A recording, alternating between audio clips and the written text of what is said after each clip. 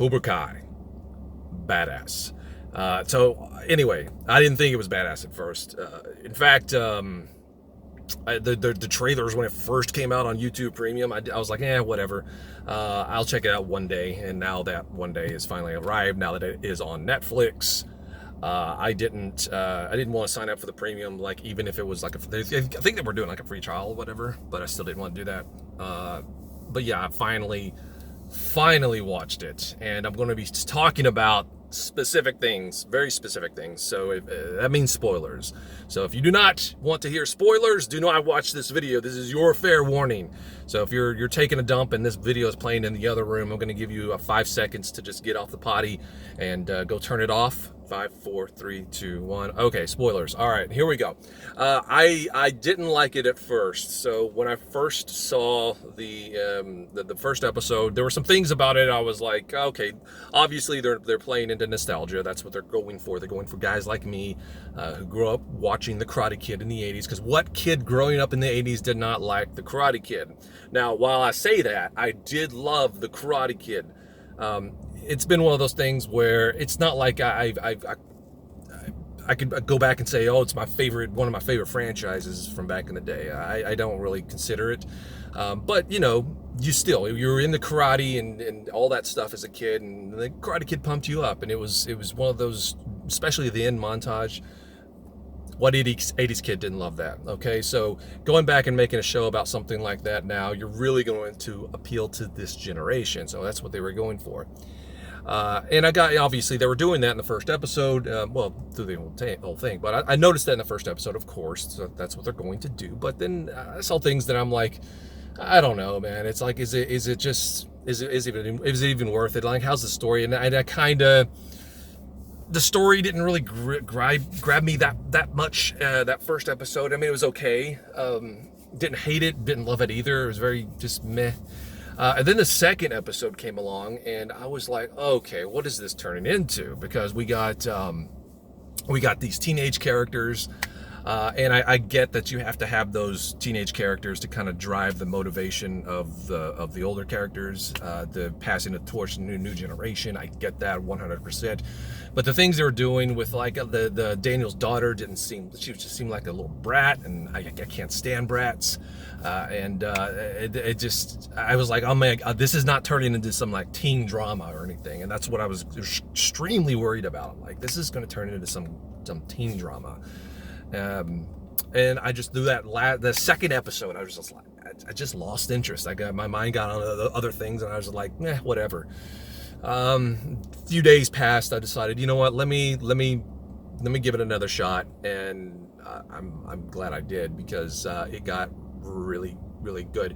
The thing that happened that I wasn't expecting was that I actually started to like the new characters. I didn't think that was going to happen, because look, let's face it, we liked the teen characters in the 80s because we were teens ourselves. We relate to them, right? Nowadays, I relate to the old crusty people, right? So all this teen drama and stuff, I can't relate to that. So why do I want to see that, right? But it was just the way they did it. It drew you in, and I actually started giving a damn about these characters. I started giving a damn about Daniel's daughter. Started giving a damn about Robbie, Johnny's son, who was a real asshole. And that's hard to do. That's hard to do. It's hard to get people to like characters, and that's the number one thing to get people to like your series or show or movie or anything, is to get people to like your characters. And that's one thing that has kept the Game Chasers actually from taking off and being like completely mainstream, is because we're nobody likes us. We're assholes.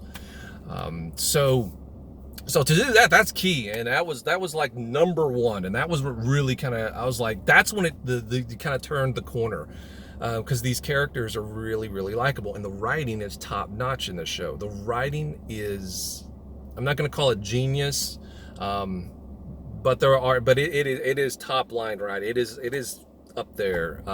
There's so much bad writing on just so many different mediums these days, and Karate Kid, I mean, they did it right. They did this source material right. They honor to the source material. They didn't shit all over it like some franchises that we know like to do these days, right? Am I right, guys?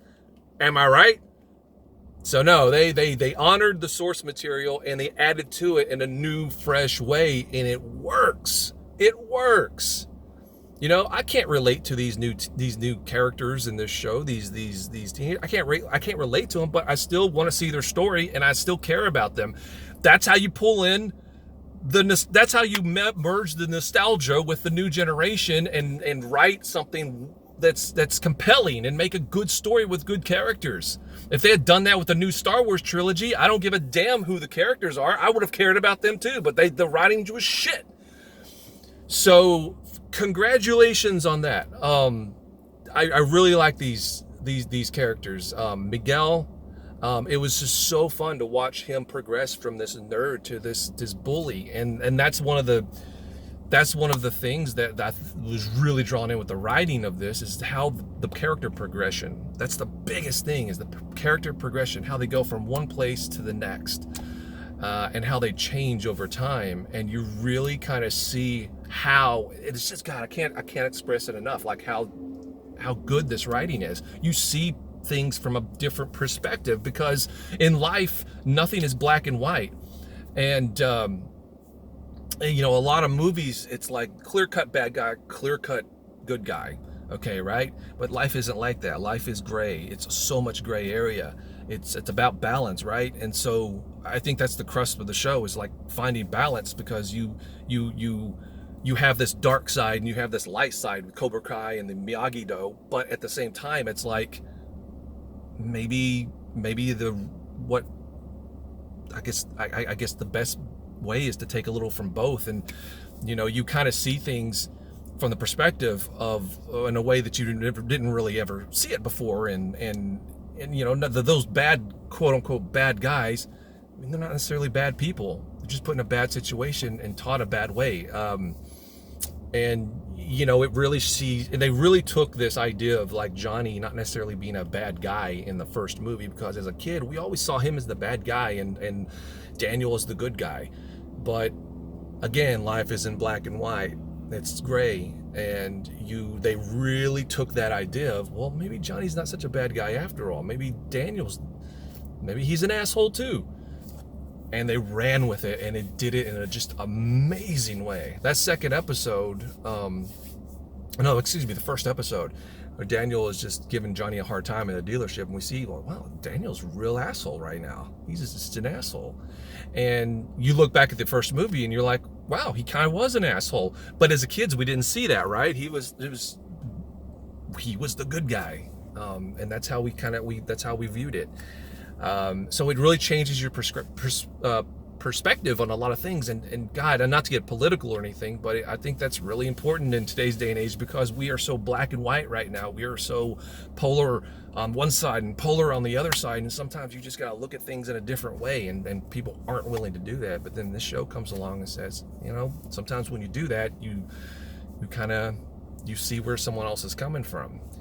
And that goes for all directions and all sides, right? So I think that's what really drew me in, is just like that idea that they threw forward and said, you know, this is how we're going to do things.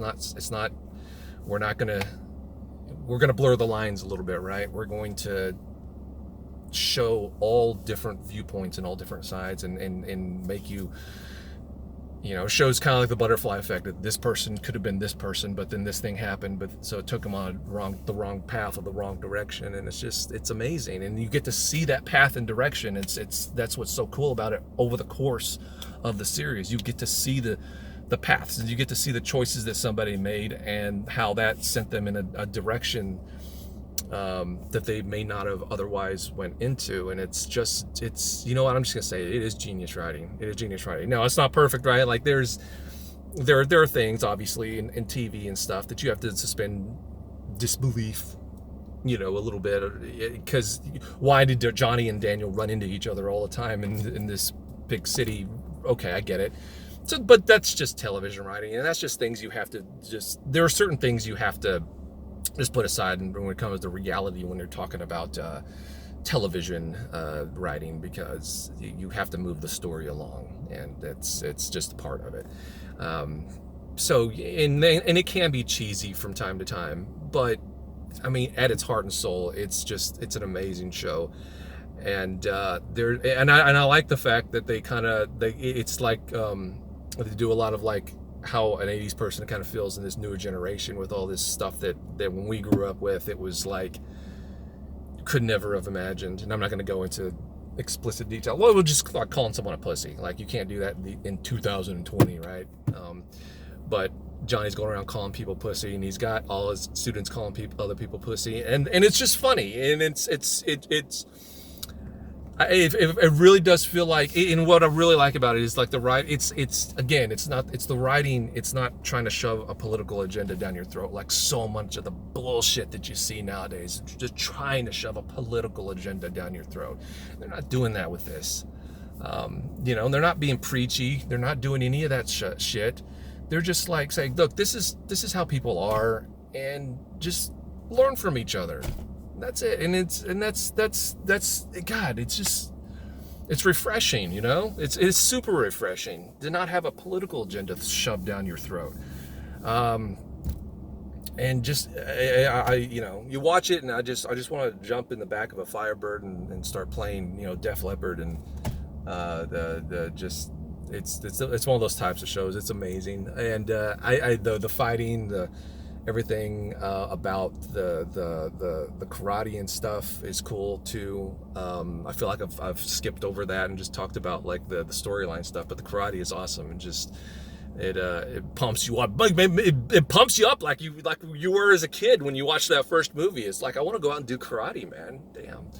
Especially that last this is a big spoiler, so again, warning, but that last, I was not ready for that. That was shit. Like, I'm fucking, like, my abs right now are tensing up just thinking about it. Like, that last choreographed battle at the school, holy shit, where did that come from? Like, when that first started, I was not expecting that.